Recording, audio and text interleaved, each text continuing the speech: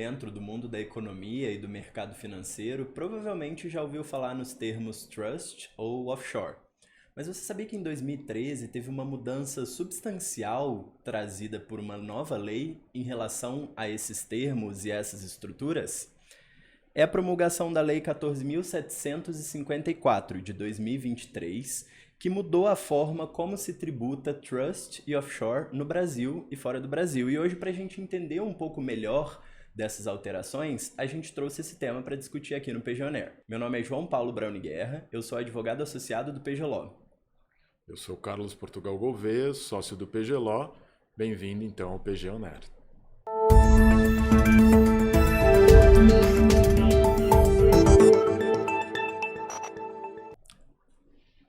Carlos, antes da gente começar a discutir esse tema, é interessante a gente conversar um pouco sobre o que é trust, sobre o que é offshore, né? A gente tem esse entendimento no Brasil dessas estruturas que, por mais que sejam presentes, ainda não são conhecidas pelo público de forma geral. E aí eu queria conversar com você quais são os conceitos fundamentais envolvidos em um trust, numa offshore, e quais são as estruturas utilizadas, principalmente. Ótimo, João. Acho que não tem como a gente falar dessa nova lei, né, da Lei 14.754, sem começar pelos conceitos, porque acho que foi uma das coisas que ela trouxe de principal foi regular esse investimento por pessoas residentes no Brasil para fins tributários no exterior, né? E até uma coisa interessante, porque muita gente tem curiosidade, já fala assim, será que essa lei as pessoas vão investir menos no exterior, né? E a minha visão nesse primeiro momento é que, na verdade, o efeito dessa lei vai ser, em alguma medida, é, globalmente parecido com o que a gente teve na repatriação, né? Que, na verdade, tornou esses investimentos no exterior mais aceitáveis. A gente começou a ter cada vez mais banco brasileiro, né, estimulando os seus clientes a investir no exterior, e é isso que eu acho que vai acontecer agora. Mas de uma forma, talvez, até um pouco mais sofisticada, né, utilizando estruturas até mais complexas para atingir alguns objetivos que a gente vê sendo utilizados, nessas estruturas sendo utilizadas por famílias, por pessoas com grande patrimônio no exterior. Então, para conseguir entender isso, realmente a gente precisa voltar e conseguir entender os conceitos, né? Então, vamos começar pelo mais complicado, que é o conceito do trust. Então, o trust ele é uma figura, na verdade, derivada do direito inglês, né, do direito de propriedade do direito inglês. Então, uma coisa interessante de saber é que o trust não é uma pessoa jurídica, em nenhuma jurisdição ao redor do mundo, né? Ele é uma outra coisa. Ele é uma figura do direito de propriedade que representa, na verdade, a constituição de um patrimônio separado, e aí que vem a coisa curiosa, em tese sem dono, né? Um patrimônio que é um patrimônio fechado em si mesmo, uma universalidade patrimonial, né? No caso do Brasil, a gente tem alguns exemplos de coisas que são similares, né? Então, por exemplo, os ativos de uma empresa que entra em um processo falimentar, esses ativos eles se tornam uma universalidade, né, que na verdade esses recursos vão ser distribuídos, mas eles já não têm mais dono e eles já não têm mais uma personalidade jurídica, né? A empresa que existia deixou de existir. A mesma coisa assim, a gente tem nos processos sucessórios no Brasil em relação ao patrimônio da pessoa que acabou falecendo, né? Então, esse patrimônio ele acaba fazendo parte do inventário, mas ele é um patrimônio que está ali separado. O trust ele é a mesma coisa, né? E aí as pessoas ficam, mas o que não tem dono, você se perde, né? Desaparece? Não. Porque existe uma estrutura jurídica que faz com que aquele patrimônio seja protegido. Até o nome, né? O nome chama trust, que é confiança. Então, na verdade, ele é derivado também de algumas figuras de direito romano. E a ideia aqui principal é que alguém pega uma parte do seu patrimônio e coloca na confiança de um terceiro para fazer a gestão desse patrimônio. E esse terceiro é o trustee, né? E ele que se torna responsável e começa a exercer em relação a esse patrimônio todos os direitos que anteriormente seriam do proprietário original, né? Então, o trustee já é, digamos, em relação ao trust, essa a fonte, né, do que ele representa. E o trust, então, ele tem essa dificuldade que países que na sua origem não têm o trust na sua legislação, fica aquela dúvida, mas como é que eu vou interpretar isso? O que ele é o trust? Né? Então, a lei 14.754, ela meio que faz isso para o Brasil. Ela reconhece a existência do trust e fala, olha, é assim que vão ser tributados os investimentos no trust. Até para ser bem sincero, na minha opinião, eu acho que, eventualmente, né, para a economia brasileira, seria até melhor você ter esses trusts com base na legislação brasileira. Né? A gente tem ao redor do mundo vários países que não são mais da tradição anglo-saxã, que passaram a adotar a estrutura do trust porque entenderam qual que é a função econômica dos trusts. E aí, essa função econômica dos trusts ela é interessante porque ela, na verdade, não surgiu hoje. O trust é uma figura medieval que surgiu até antes do surgimento das primeiras grandes sociedades também no direito inglês. E a função dele era preservar, né, o patrimônio, principalmente das pessoas que eram das classes mais nobres, né, na Inglaterra. Então, acho que se alguém aqui já assistiu Downton Abbey, deve ter visto que em algum momento a primeira temporada inteira ela é sobre o direito de trust, né? Se a filha dele poderia receber o trust ou não. E ela não poderia receber o trust porque tinha uma regra no trust que tem essa natureza de ser algo perpétuo, que falava que o patrimônio não poderia passar para uma mulher da família, teria que passar para um homem da família. Aí tem uma situação curiosa que o sobrinho distante acaba casando com a tal filha, mas isso é parte da narrativa, mas explica bem a ideia por trás dos trusts. A ideia por trás dos trusts é preservar o patrimônio, a riqueza, ao longo de múltiplas gerações, né? Então, qual que é a coisa interessante do trust? É que você consegue criar regras de como que esse patrimônio vai ser administrado. E aí, por que você coloca isso na mão de um trustee, de um terceiro? Porque, obviamente, você acha que os herdeiros, em algum momento, vão querer desrespeitar essas regras, vão querer ignorar essas regras, vão, eventualmente, não, discordar do que aquela pessoa que instituiu o trust eventualmente estabeleceu ali como regras. Então você escolhe um terceiro para proteger as regras, para proteger o patrimônio em relação a eventualmente um membro da família que queira em algum momento fazer alguma outra coisa com aquele patrimônio. No caso lá do Downton Abbey, o objetivo deles era preservar o castelo. Modernamente, o que as pessoas querem? Preservar a renda, né? Garantir que o mesmo cuidado que você tem com seus filhos, na verdade, você passa a pensar nas outras gerações. Na verdade, olha, eu quis educar bem os meus filhos, eu quis que eles tivessem acesso a uma série de bens culturais, eu quis que eles tivessem oportunidade de escolher qualquer profissão, independente da remuneração. Se eles quiserem ser artistas, eles vão ter uma renda do trust. Então, se a gente for pensar, a ideia é conseguir fazer isso em múltiplas gerações, né? Então a gente vê que efetivamente em muitos desses países ricos, várias instituições filantrópicas foram criadas com base nesses trusts, várias famílias que se tornaram famílias de artistas, de pessoas acadêmicos, pessoas que impactaram muito essas sociedades, ou até mesmo empreendedores, né? Foram famílias que em algum momento foram beneficiadas por esses trusts, tiveram uma educação excepcional e aí conseguiram fazer uma contribuição relevante para a sociedade. Então, se a gente for imaginar, existe um valor para a sociedade de forma geral de criar o trust, de fazer esse planejamento de longo prazo. E acho que é interessante que a legislação ela vai tirar um pouquinho esse estigma que tinha ao redor dos trusts, né, de ser uma coisa meio obscura, uma coisa que é feita no exterior. E aqui a gente vai ter uma regulamentação disso, um tratamento tributário similar a investimentos no Brasil. Por isso que eu falei, né, acho que, na verdade, muitas outras pessoas vão começar a ver os benefícios do trust para além de meramente tentar manter os recursos no exterior, mas sim de planejar o futuro da sua família, principalmente com uma realidade que a gente vê que está se tornando cada vez mais presente, que é o fato de que, por exemplo, as pessoas não sabem mais se os filhos delas, as filhas delas vão morar no Brasil.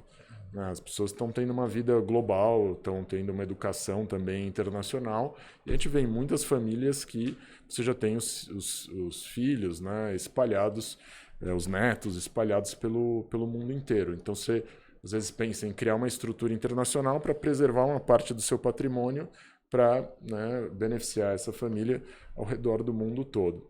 E quando a gente fala nas offshore, aí offshore é só o termo em inglês, né?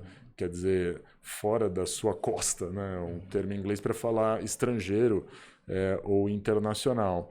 E aí virou um termo que acabou se fazendo referência, né, a essas sociedades que são criadas, que até o termo mais comum utilizado internacionalmente é PIC, né, que é Personal Investment Company. Em várias jurisdições você tem algumas sociedades que são sociedades que têm um tratamento local privilegiado, né, no geral mais simplificado, menos burocrático, para que ela sirva como um veículo para investimento de outras pessoas. E aí ela tem um objetivo bem mais modesto, né, do que os trusts, porque você não consegue, na maior parte delas, estabelecer todas essas regras em relação ao uso do dinheiro no futuro. O que você consegue fazer é só organizar o seu investimento enquanto você, na verdade, está vivo, né? Depois, basicamente, seus filhos vão herdar as cotas daquela offshore e a sua esposa ou seu marido, e aí você não vai meio que perder o controle do que acontece em relação àquela sociedade. Mas, de outra forma, essas chamadas offshore, a maior parte delas adotam legislações que são as chamadas das Limited Liability Companies, né, que nada mais são do que legislações bastante similares à nossa sociedade limitada. Então, são estruturas, na verdade, bastante próximas e que pessoas que, né, têm experiência empresarial no Brasil teriam facilidade de entender como elas funcionam. Só em algumas jurisdições que você tem uma figura, né, a maior parte anglo-saxã também, que você tem uma figura peculiar em relação a algumas sociedades, que é você ter sociedades limitadas que tem o que a gente chama de joint tenancy, que é você poder colocar nas cotas uma regra pela qual, olha, eu sou proprietário dessas cotas hoje, quando eu morrer, elas automaticamente passam para uma pessoa que já está registrada ali nas próprias cotas, né? Mas nem todas as jurisdições, mesmo anglo-saxões, admitem esse tipo de legislação específica. Legal, Carlos. É interessante porque esses conceitos ainda às vezes estão muito nebulosos, né? E nada mais são do que formas de se organizar ou de se respeitar a vontade da pessoa que tem esse patrimônio. Então, recapitulando um pouco, você falou do trust no começo, que é esse serviço de gestão dos bens de um proprietário por um terceiro. E aí o instituidor do trust, por exemplo, muitas vezes a própria vontade dele nem vai ser mais levada em consideração, né? A gente tem aquela diferenciação de a vontade vai durante todo o tempo, mas às vezes ele vai perder o controle, né, desses bens. A gente tem aquela diferenciação dos trusts revogáveis e irrevogáveis, considerando o irrevogável o momento em que ele define a vontade, transfere o patrimônio para o trust, ele perde, né, esse controle, enquanto o revogável ele ainda conseguiria revogar o trust e ter o patrimônio de volta. Então é mesmo uma forma de se preservar a vontade daquela pessoa que tem o patrimônio e que de alguma forma pensa em transmitir esse patrimônio, né? Enquanto a offshore a gente já vê mais com esse propósito organizacional, como você falou, sobretudo de investimento. Então é interessante que esses conceitos sejam bem delineados, porque quando a gente chega na legislação brasileira, a gente pensa, só agora que o Brasil foi falar disso ou não? O Brasil já falou disso antes. E você pode contar um pouco pra gente desse histórico legislativo e como que isso foi visto no Brasil?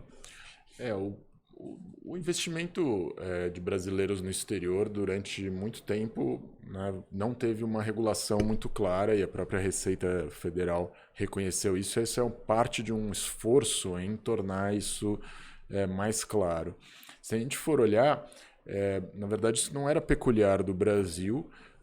Se a gente for ver antes do 11 de setembro de 2001, você não tinha uma preocupação muito grande nem nos países desenvolvidos com os investimentos que os seus cidadãos faziam no exterior, né? Tinha essa visão mais geral de que, olha, o país ele tem a responsabilidade pelo que está acontecendo ali com a sua moeda, com seus investimentos, com seus recursos ali dentro do seu espaço territorial onde ele tem a soberania.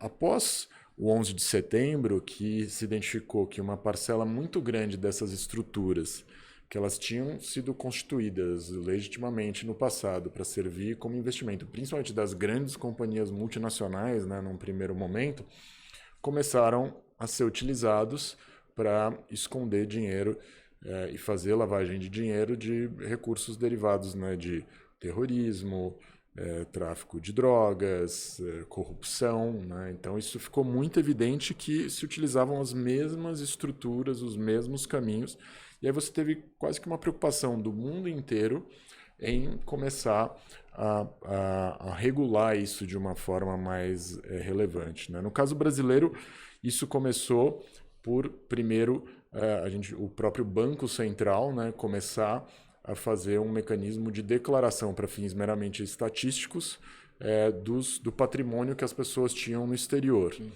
E aí, por exemplo, durante muito tempo a gente teve uma situação no qual, por exemplo, se a pessoa tinha instituído um trust no exterior ou era beneficiário de um trust no exterior, eventualmente, naquela situação, a pessoa não declararia, né, esse benefício ou a instituição do trust no seu imposto de renda. Por quê?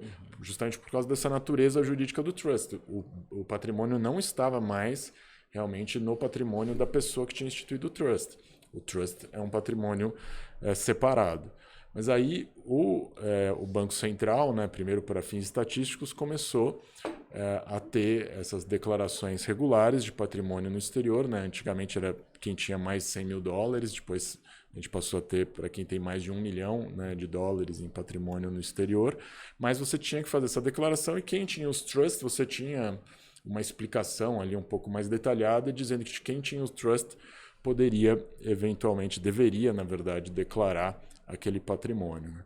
Durante o período da repatriação, por exemplo, a gente também teve a possibilidade, né, de você, na verdade, fazer a declaração dos bens que estavam nos trusts, mas ali naquele momento você não teve um tratamento tão detalhado. Então, a maior parte, né, dos advogados como nós que estão envolvidos nesse processo teve que fazer algumas interpretações ali, chegar, em alguma medida, às suas próprias conclusões. Um outro momento importante foi uma mudança, na verdade, aí, seguindo uma linha de uma mudança internacional, que foi a mudança nas regras relacionadas ao que as pessoas conhecem como CNPJ, né, que é o Cadastro Nacional da Pessoa Jurídica, que começou a exigir, em relação a pessoas jurídicas brasileiras que tivessem a participação de investidores estrangeiros, que você fizesse a declaração do chamado beneficiário final. Né? E aí tinha essa questão, né? Muitas desses investidores estrangeiros tinham como beneficiário final trusts.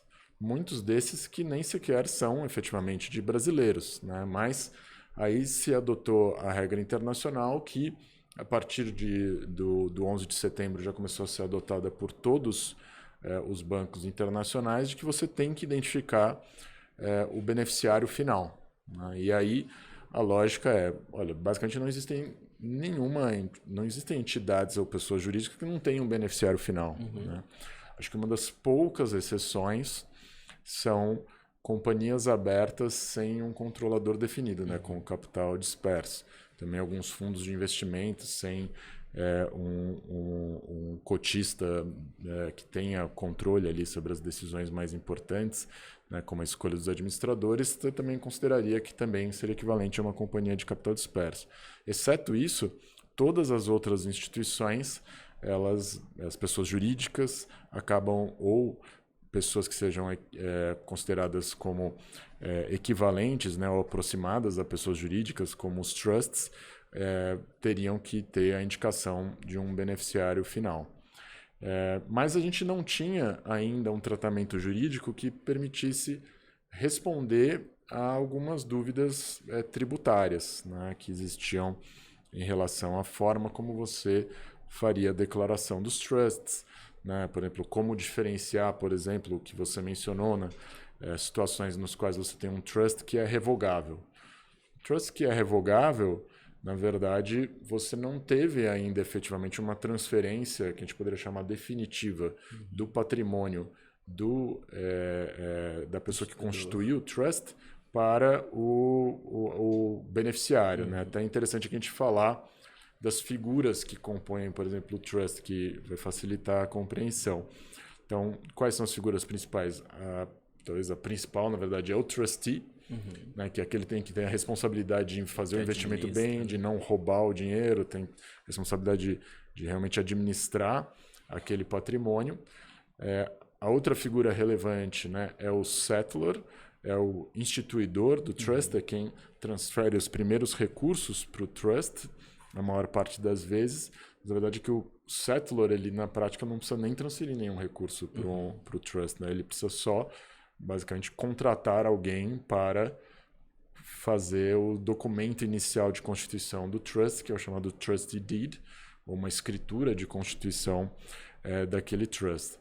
As outras figuras relevantes são o beneficiário, né? Então são as pessoas que são indicadas no próprio trust como aquelas que vão receber aquele benefício. Elas podem ser pessoas vivas, né, específicas. Você fala, olha, o meu marido, a minha esposa, os meus filhos, e especifica quem são, você cria regras, né? Regras hereditárias, como eu estava falando do trust lá do Downton Abbey. Falou, olha, só são beneficiários homens, né? Não mulheres. E a quarta figura que eu acho que é relevante dentro da estrutura dos trusts é o chamado protector, que é uma pessoa que é indicada pelo settlor, né, pelo instituidor do trust, para que quando ele eventualmente venha a falecer, determinadas decisões relevantes em relação ao trust sejam tomadas por essa pessoa, né, pelo protector. Então, por exemplo, a própria possibilidade de você alterar o trustee, se o trustee eventualmente começar a se comportar de uma forma inadequada. Cabe ao settlor iniciar esse processo, né? Em alguns países ele pode ser feito automaticamente por meio de registros, né, perante notários. Em outras situações você precisa eventualmente até judicializar essa questão, mas quem tem o poder para fazer isso é esse protector. Uma salvaguarda, né? E aí o que acontece?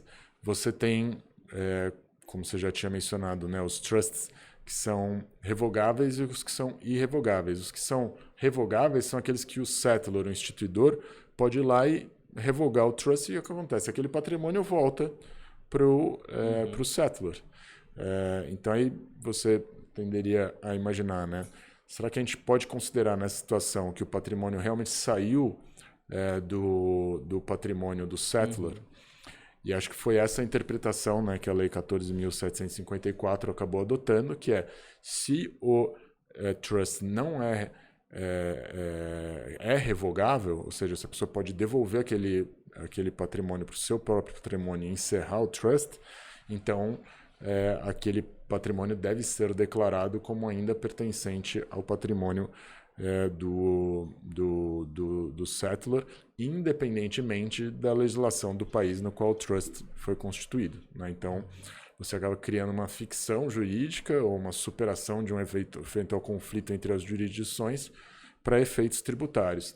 E aí acho que a Lei 14.754 foi razoável, né, de uma certa forma, quando ela interpretou que a partir do momento que o trust se torna irrevogável, aí você tem que considerar que o patrimônio é transferido para o beneficiário, né? Então aí o beneficiário que eventualmente tem que passar a fazer essas declarações. Por quê? Porque o instituidor não pode mais revogar, transferir de volta o patrimônio para o seu patrimônio pessoal. E no fim a finalidade do trust ia ser transferir esse patrimônio de toda forma para o beneficiário, né? Exato. Então ela não chega a ser uma ficção, mas ela adianta esse passo, né? E se você for imaginar, por que existem essas duas figuras, o trust revogável e o irrevogável? Porque muitas vezes a pessoa quer deixar em aberto, né, até o seu envelhecimento, até o momento mais próximo da sua morte, a definição dessas regras. E até quem são os beneficiários, ou mesmo se o trust vai continuar existindo.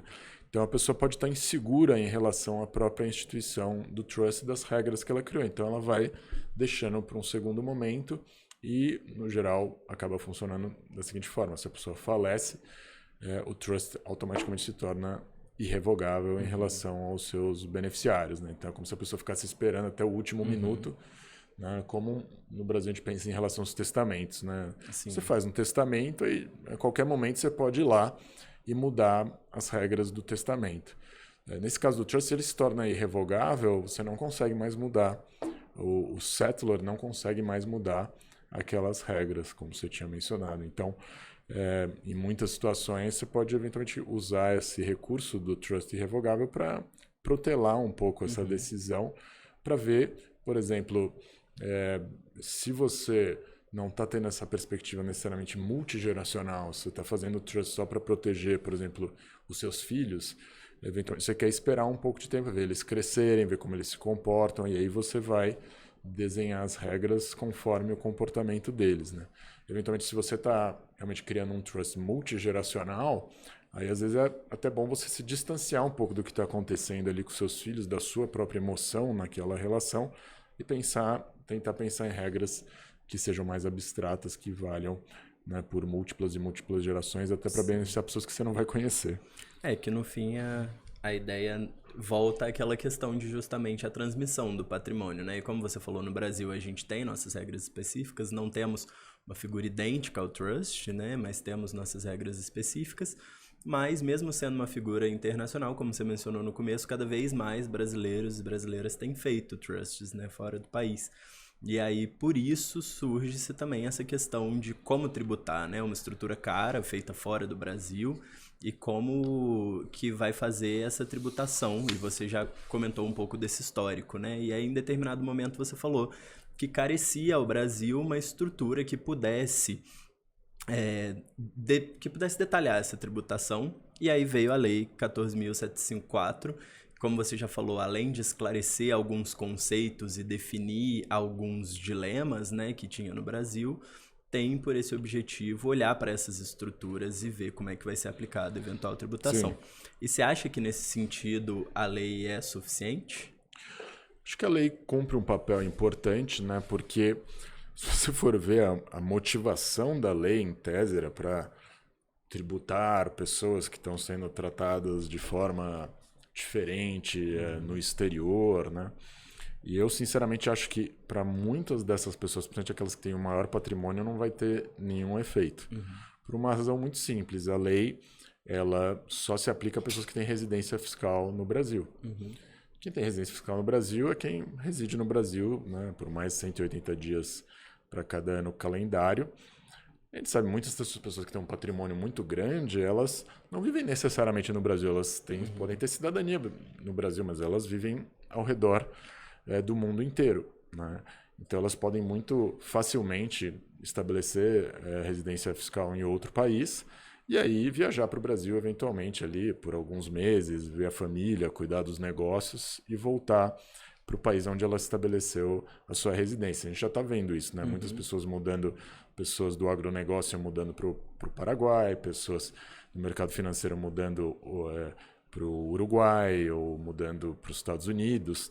E algumas situações curiosas de pessoas, né, como já existe no resto do mundo, pessoas que não têm residência fiscal em nenhum lugar do mundo. Porque a maior parte dos países tem pequenas variações, né? No Brasil é 180, na maior parte dos países europeus é 180. Nos Estados Unidos, na verdade, eles foram fazendo um ajuste para reduzir um pouco. Hoje em dia, na prática, é 120 dias, né? É 180, mas você carrega uma parte dos dias, um terço dos dias do ano anterior. Então, se você faz isso regularmente, acaba sendo 120 dias. Então, tem pessoas que não têm residência fiscal em nenhum lugar do mundo, ficam viajando, né? Tem casas em vários lugares do mundo e ficam, né? Tem uma rotina de passar o verão em um determinado país, o inverno em outro país e outras temporadas em outros países, e não tem residência em nenhum lugar do mundo. Então, eu acho que para as pessoas que já tinham investimentos no exterior, né, aquelas que têm um patrimônio muito grande, elas vão, em algum momento, ter que fazer essa escolha. Será que elas vão passar a ter essa tributação no Brasil ou, eventualmente, elas vão mudar a residência fiscal delas no Brasil? Para a maior parte das pessoas, talvez, que tenham recursos de menor monta no exterior, essa opção não exista, porque, obviamente, ter esse tipo de vida, morando em vários lugares, é caro, né? Então, você não vai ter um patrimônio suficiente para te dar uma renda para, eventualmente, fazer isso. Para essas pessoas, vai ter uma mudança mais substancial, né? Porque você, no passado, você tinha uma situação que era uma grande insegurança em todos os aspectos. Você tinha uma grande insegurança se você resolvesse investir no exterior sem offshore, porque você acabava sendo tributado na pessoa física, e aí a insegurança era derivada do processo para fazer o pagamento desses tributos, né? Porque você tinha que fazer o carnê-leão e ficar acompanhando o ganho de capital desse investimento. Então, o que acontecia é que, basicamente, sinceramente, eu sabia que esse regime existia, mas eu nunca vi ninguém fazer, né? Todos os assessores financeiros recomendavam que você constituísse uma offshore.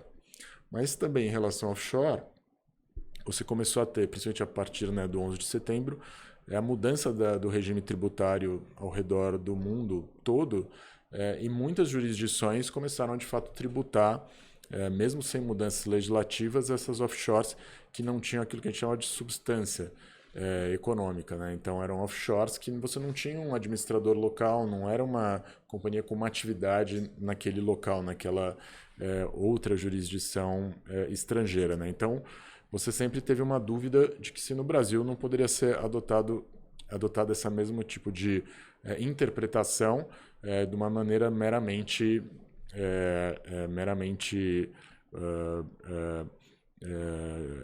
com mudança da jurisprudência. Isso faria com que, de repente, as pessoas fossem submetidas a uma tributação enorme em relação a tudo o que houve de rendimentos num passado próximo.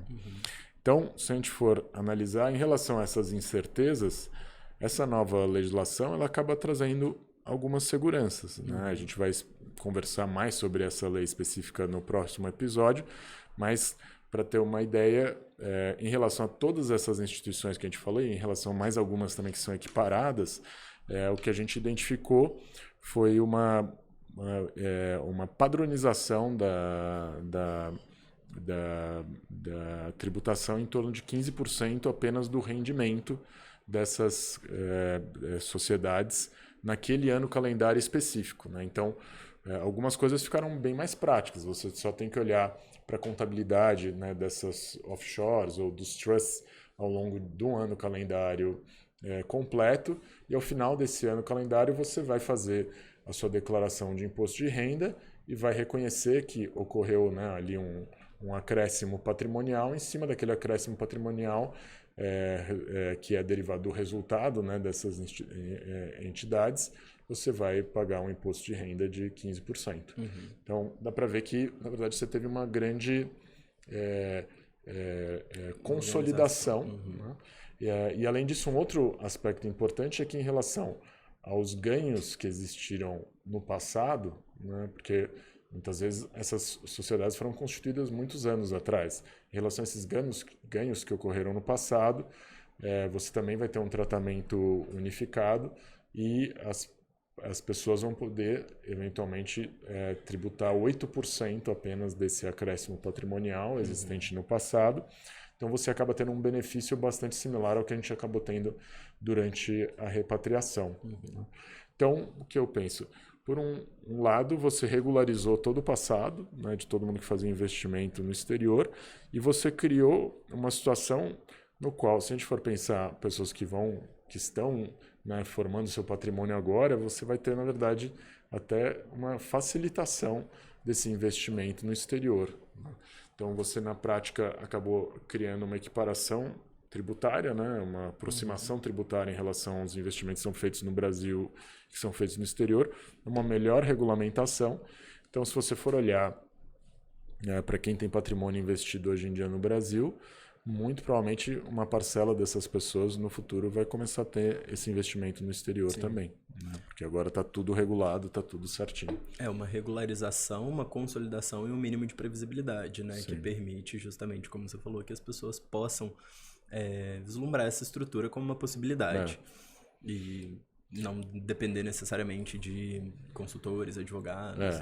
Por isso que, assim, se a gente for pensar como política pública, pode ter sido algo, né, uma espécie de faca de dois gumes aí, né? Num primeiro momento, você vai aumentar um pouquinho a tributação, não tanto quanto o governo eventualmente esperava, porque muitas pessoas vão realmente mudar o seu domicílio fiscal para o exterior, mas no longo prazo, o que eu acho que as pessoas vão ter mais patrimônio investido no Brasil, no exterior, né? Então, a gente sair do Brasil e para o exterior. E a gente não pode esquecer qual que é a origem dessa legislação, né? Ela veio por uma sugestão da OCDE, né? Que chamado clube ali dos Uhum. países desenvolvidos, né, tentando uniformizar a nossa legislação com a legislação dos países desenvolvidos. Se a gente for pensar, será que eles fazem isso só porque eles querem o melhor para o Brasil ou porque eles querem, né, uniformizar os regimes de forma que eles consigam de uma forma mais fácil captar investimentos de brasileiros, né? Sim. Fica a questão aí. No Vamos fim, os descobrir impactos, em breve. como você falou, podem não ser homogêneos e os resultados podem até não ser os almejados, né? Sim. Mas como vai funcionar essa lei, os seus meandros, é uma coisa que a gente vai discutir um pouco melhor no próximo episódio.